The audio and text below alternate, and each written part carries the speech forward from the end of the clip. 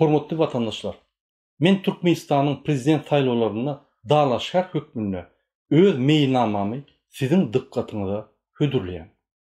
Türkmenistan bugün öz taryhyna belki-de iň kıyın hem çylşyrymly döwrüniň birini baştan geçirýär. Halk ýurtdaky göz görteli adalatsızlykdan, ettilikden, hak hukuksuzlukdan hem garypçylykdan halis boldy. Ýöne muňa Ramazan hökümet münberlerinden durmuş hakykati bilen asla bağlanşygy bolmadyk, üzünüksiz wagtlar dowam edýär. Bugün biz muňa besdiýär. Ýurtda 30 ýyl dowam edýän aýylganç, diýdimzar dolandyrşyň soňuna çykyp täze durmuşa başlamak, zeruri reformalar durmuşa geçirmek üçin uly güç sarp etmeli bolýar. Men munyň aňsat düşmejegini bilýär. Sebäbi Türkmenistanyň halk gojalygy häzir derbi dagyn edildi. Biz ýurtda tashelme uğurlar boýunça diýen ýaly täzeden dikilmeli bolabys. Bu meýilnamada men saýlawçylara öz prezidentlik möhletimiň ilkinji 180 gününi durmuşa geçirjek iň gaýra goýulmaz reformalaryň tezisleri bilen gysgaça sizi tanıştyrjak bolýar. İlkinji nowatda halkyň ýagdaýyny ýeňilişdirjek hem täze iş yerlerini döretjek reformalar geçirilmeli. Meniň islegim ähli Türkmenistanlar dogduk toprakda öýlerini ýurt eýesi hükmünde duýmaly. Egerde biz halkda bu mukaddes duýgyny döredip bilmesek, öňe gitmek kyn bolar. Biz bu işi hökman başararys. Munyň üçin biz adamlarda ertirki güne bolan sarsmaz önam dörederiz. Netijede şondan soň birinciden hiç kim ýurtdan çykyp gidesi gelmez. İkinciden öň diktaturadan ýa-da ýurdu mejbur taşlap gidenlerem hökman ýygyna dolanysy geler. Türkmenistanyň daşary siýasaty, paragatçylyk we abadançylyk diplomatiýasyny güýçlendirmek, öz halkymyzyň behwidine goňşy döwletler bilen hoşniyetli, deň we birege ynamly gatnaşyk bolmak. Esas halkara platformalarda işlen bolmak we döwletiň behwidlerini gorumak. Türkmenistanyň halkara jemgyýetçiligine birleşdirmek. Türkmenistanyň ähli halkara boşnamalaryny berjaý etmek. Döwletiň häzirki öz-özüni izolýarlamak siýasatyny ýatyryp, açyk we açan diplomatiýa siýasatyny alyp barmak. Türkmenistanyň daşary siýasatyna şuňur özgertmeli geçirmek. Daşary siýasatynyň iň möhüm ileri tutulýan uğurlaryny tespitlemek. Şundan uguralyp daşary işler ministrliginiň we Türkmenistanyň mejlisiniň işini özgertmek. Hormatly vatandaşlar, sizin bilişiňiz ýaly Türkmenistanyň daşary siýasaty döwletiň içerki siýasaty bilen aýrylmaz baglanşyklydyr. Türkmenistanyň içerki siýasatyny özgertmeli. Türkmenistanlylar uzağa çeken rejimsiz diktaturadan hem şonuň günäsi bilen ýurtda ornaşan üzünüksiz krizisden halis bizar boldy. Garaşçylyk döwrüne ýurtda köp urun awtoritar rejim döwleti gorka daýanyp dolandyrýar. Adamlaryň welin inni gorkup ýaşasy gelenok. Emma halkyň goldawyny bir çak ýitirse-de, zalim rejim hökümetden meýletin el çekmek islemýär. Diýmek biz agalyk ediji rejimiň ýurdun siýasy ýolbaşçylygyna we ýokary hökümete monopoliýalaryň bäşdeşsiz eýem sürmekden umydyny üzjek konstitusiýon hukuk çärelerini toplumyny işläp düzmeli we durmuşa geçirmeli. Men munyň üçin döwlet konstitusiýasyna öň Türkmenistanyň mejlisi tarapyndan ikrar edilen halkara hukuk normalaryna esaslanýan düzüşleri girizmegi teklip edýär. Bu ugurda biz ilkinji nowatda ähli demokratik ýurtlarda milli kanunlardan ileri tutulýan adam hukuklarynyň ähli umumy jarnamasynyň we şonuň esasyna işler düzülen raýat we siýasy halk hukuklarynyň halkara paktyň degişli hukuk maddalaryny Türkmenistanyň konstitusiýasyna girizmek zerur diýip hasaplaýar. Bilişiňiz ýaly, men döwlet dolandyrşynyň parlament guruluşynyň tarapdary. Emma döwletiň parlament dolandyrş guruluşyna derrew geçmek halkymyz üçin uly kynçylyklary we çylşyrymlyklary döreder. Bu nukdaý nazardan bu geçişi halkymyz üçin has, ýumşak we agyrsyz etmeli. Bu geçiş halkymyz üçin şoksyz we stressiz amala aşyrylmalydyr. Şonuň üçin bu geçişi iki etapa bölmeli teklif edýär. Birinji etap döwletiň prezident döwlet guruluşyndan parlament prezident kuruluşuna geçmeli. Geçiş döwri 5 ýylyň içinde kesitlenmeli.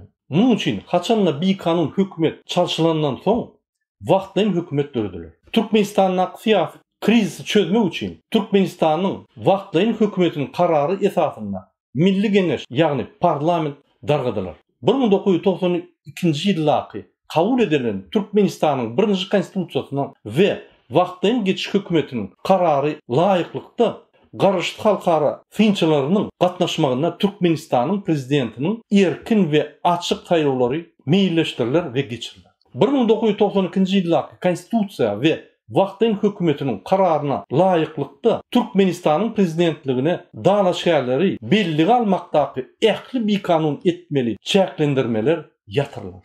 Türkmenistanyň prezident saýlawlaryndan soň 1992-nji ýyllaky Türkmenistanyň konstitusiýasy we Türkmenistanyň prezidentiniň karary laýyklykda Türkmenistanyň ähli derejeli halk wekilleri açyk saýlawlary yglan ediler we geçiriler. Türkmenistanyň mejlisiniň wekilleri saýlanar. Täze saýlanan mejlis halkara hukugynyň ähli kadrlaryny we Türkmenistanyň mejlisiniň tarapyndan gol çekilen ähli halkara konwensiýalary we şertnamalary göz öňünde tutup Türkmenistanyň konstitusiýasynyň taslamasyny taýarlar. Türkmenistanyň konstitusiýasynyň taslamasy adam hukuklaryny gorar we döwletiň we ýerine ýetiriji häkimetiniň raýatlaryna adamkärçilikli garaýşyny anyk görkezler.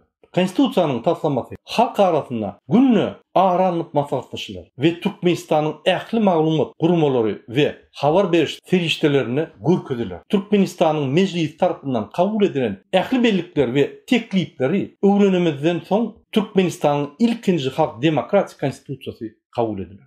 Haçan Türkmenistanyň demokratik institutlaryň hemmesi gurulyp, olar işläp başlan ýagdaýynda Türkmenistan dol parlament döwlet kuruluşuna geçmeyene taýar bolar ve geçer. Gelecekte gaty ise 5 ýylyň içinde Türkmenistan parlament döwlet kuruluşuna geçmeli ve şeýle bolmagyndan galmaly. Parlament döwletiniň esas gowy tarapy häkimetiň çal çalışmak mümkinçiligi, şeýle hem häkimetiň halk tarapyndan dolandyrylmagydyr. Türkmenistanda diktatorlygy ýol hemişilik ýapalar. Şeýlelik bilen birinji etapda prezidentiň dine ýurda wekilçilik etmäge hukugy bolar we ýerine ýetiriji hökümetini premier ministr ýolbaşçylyk eder. Prezidentiň haklary çäklendirilýär. Premier ministriň kandidaturasyny prezident hödürler bellenilmäge bolsa Türkmenistanyň mejlisinde ýa-ni mejlis beller. Türkmenistanyň mejlis bir palataly bolmaly we öňkü Türkmenistanyň mejlisi diýip adlandyrylmaly. Elbetde buların hemmesi Türkmenistanyň täze konstitusiýasyna berkidilmelidir. Biz Türkmenistanda konstitusiýa esaslanyp işleýän demokratik hukuk döwletini gurmaga çalışýar. Türkmenistanyň ähli möhüm kararlar prezidentin köşkününe gizlenýän näwelli adamlar däl-de açan ýagdaýda ses bermek arkaly mejlise kabul edilir. Öz hereketi bilen halkymyzy agyr kyn ýagdaýa salan awtoritar rejimiň häzirki liderleri täze demokratik Türkmenistanda halkara synçylaryň gatnaşmagyna açan hökm ediler. Diktatorlar ve cellatlar halkara hukuklarynda cezalandyrlar. Diktator rejime karşı görüşde ejir çekenlerin hemmeti ähli syýasy tutsak edilen adamlar türmede oturan beýguna adamlar derreg boşadylar. Olar aklanar ve adalatsız görgüleri çekenler üçin döwletden kompensasiýa alarlar. Türkmenistanda teklip edilen içerki syýasy özgertmeleriň ilkinji 100 ädimlerinden bir näçe nokudy size ýetirýär. Häkimet çalışandan soň ilkinji günden başlap wagtlaýyn geçiş hökümeti dürediler ve 1992-nji ýyllaky Türkmenistanyň 1-nji konstitusiýasy güýje girer ve Türkmenistanyň mejlisi tarapyndan gol çekilen ähli halkara konwensiýalar we şertnamalar durmuşa geçirilýär. Partiýalaryň, jemgyýetçilik gurumalaryň, neşriýatlaryň, gazetlaryň, jurnallaryň, huzury telewiziýalaryň, elektron neşirleriň umuman alynynda ähli habar beriş serişdeleri hasaba alınmagy has ýönekelişdirler. Saýlawlara gatnaşmak üçin geljekki dalaşýarlaryň hasaba alınmagyna emel usulla düredilen bir kanun çäklendirmeler dol ýatyrlar. Birinji günden başlap Türkmenistanyň raýatlarynyň hereketine giýdilen ähli çäklendirmeler dol ýatyrlar. Türkmenistanyň istenlik raýaty, istenlik wagt kynçylyksy Türkmenistandan çykyp ýa-da gelip biler. Migrasiýa gullugy düýünden ýatyrlar. Türkmenistanyň raýatlary üçin çykyş ýa-da giriş ruhsatlary düýünden ýatyrlar. Migrasiýa gullugynyň wezipesi prefektura adly täze döwlet guramasyna geçer. Her bir vilayetde prefektura guramasy döredilir. Vilayet ve şäher häkimlikleriniň wezipeleri prefektura bilen häkimlikleriň arasynda bölünýär. Vilayetleriň we şäherleriň prefektlary Türkmenistanyň prezidentiniň karary bilen bellenýär. Vilayet, şäher, etrap häkimleri prezident tarapyndan bellenmegi dol ýatyrlar. Häkimler erkin we açyk saýlawlarda vilayetlerde, şäherlerde we etraplarda ýaşaýan adamlaryň tarapyndan saýlanar. Türkmenistanyň islenlik raýaty geçirilýän vilayet, şäher we etrap häkim bolmak üçin dana şäher hökmüne resmi taýdan hasaba alınmagy we halk tarapyndan saýlanmagy hukuky bolar. Türkmenistanyň islenlik raýaty isleýän ýerine ýaşap ýa-da işläp, ýaşan ýerine islenlik wagty ütküdipler. Raýatlaryň propiskasy we registrasiýasy ansatlaşdyrlar we prefektura tapşyrlar. Muňa aýdym mysal hökmünde Fransiýada hasaba almagyň bir misalyny getireýin. Bilşiňiz ýaly, Fransiýada takminan 70 milyon raýat ýaşaýar. Şol 70 milyon raýatlaryny registrasiýa etmek üçin propiska ýok. Her bir adam prefektura bar bir dokument alanda öýüne gelen bir fakturany görkezýär. Şol fakturada şol adamyň şol adresde ýaşaýanlygy bellenigi. Ine şonu görkezip suwd edýär. Ol yeterlik bolýar. Oňa adres suwdnamasy diýilýär. Fransiýanyň 70 milyon halkynyň ýaşaýan ýerlerini göz öňünde tutmakda hiç hili mesele ýok. Näçe Türkmenistanda şu mesele boldy. Näçe bizim propiskamyz bizim türkmen raýatlarymyza pähelçilik berdi. İlkinji günlerden başlap häkimetiň kim-kimden merkezden daşlaşdyrylmagy üçin desentralizasiýa geçer. Türkmenistanyň herket edýän kanunlaryň esasyna we Türkmenistanyň konstitusiýasy laýyklykda vilayetleriň öýleri karar bermek üçin has köp hukuk alarlar. Her bir vilayetde öz funksiýalaryny ýerine ýetirýän prefekturalar dörediler. Olaryň esasy işi Türkmenistanyň raýatlarynyň we daşary ýurt raýatlarynyň şahsy resminamalaryny hasaba almak we çalışmak. Prefekturalara resminalar bermäge we zerur bolsa üýtgetmäge ıhtyýarlyklar beriler. Pasportlar, milli şahsatnamalar, sürjülük şahadatnamalar, Türkmenistanyň wagtdan ýaşamak üçin resminamalary kabul etmek we şuňa meňdeş zatlary olaryň ıhtyýarlygynda bolar. Häkimlikleriň esasy işi halk maslahatynyň ýygnagynyň netijelerini şäher we etrap geňeşiniň ähli kararlaryny ýerine ýetirmek we taslamalary taýýarlamak. Vilayet ve şäher etrap geňeşleri üçin taslamalary taýýarlamak. Türkmenistanyň konstitusiýasy laýyklykda vilayetin, şäheriň ýa-da etrapyň ýaşaýjylarynyň hukuklarynyň, azatlyklarynyň we kanuny bähbitlerini goramagyny üpçün etmek. Vilayetin, şäheriň we etrapyň ykdysadyetini dolandyrmak we ulug logistikaның işlemegi bilen baglanşykly zerur çärelerini ýerine ýetirmek. Kanun çıkarış hökümetdäki öwretmeler ýa-da mejlisdäki geçecek öwretmeler. Türkmenistanda bolup geçýän siyasi kriz çözmek üçin iki palataly mejlisiň iş möhleti utormanka işi besediler. Ondan soň 90 gün içinde Türkmenistanyň ähli vilayetlerine, şäherlerine, etraplaryna täze saýlawlar meýilleşdiriler. Hemme saýlawlar kanun çıkarış hökümetiň ähli derejelerine, halk tynçylarynyň we garaşly halkara gurumalarynyň vekillerinin gatnaşmagyna açyk we adalatly bolar.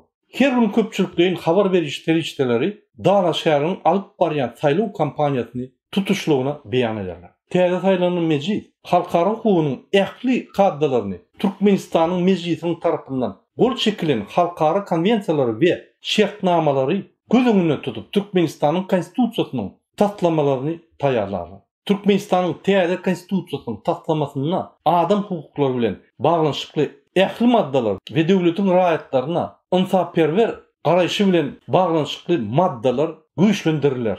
Täze konstitusiýanyň taslamasy halkyň arasynda günne ara alınıp maslahatlaşylar we ähli habar beriş terişleri tarapyndan habar berilýär. Türkmenistanyň täze mejlisi alynan ähli bellikleri we teklipleri öwrenilen soň mejlisiň ýygnanyna Türkmenistanyň demokratik konstitusiýasy kabul edilir. Türkmenistanyň täze konstitusiýasy kabul edilenden soň illik kanun çıkarıcı reformalara geçer. Biz hukuk goraýjy edaralarda, prokuraturada we kadyet ulgamyna özgörtmeler geçirer. Kanun taýdan döwlet guruluşynyň ähli şahalarynyň arasynda adalatly, diň agrymlygy dörediler. Munyň üçin kadyet we söz azatlygy baradaky täze kanunlar kabul edilir. döwlet hökümetini bölmek ýörelgesini konstitusiýa esaslandyrmak, kadyet we kadyetleriň hukuk garşylygyny käpilendirýän kanunlar kabul edilir. Konstitusiýanyň esas prinsipi bolan döwlet guruluş şahalarynyň arasyndaky adalatly diň agramlygy saklamaklyk. Şeýle hem kanun çykarjy, ýerine ýetirji we kadyet häkimetiniň garşylygyny konstitusiýanyň esasyna berkidiler. Bize öz-özüni dolandyryş bardaky kanun gerek. Bu kanun merkez bilen welaýatleriň arasyndaky gatnaşyklary düýpli özgerdi.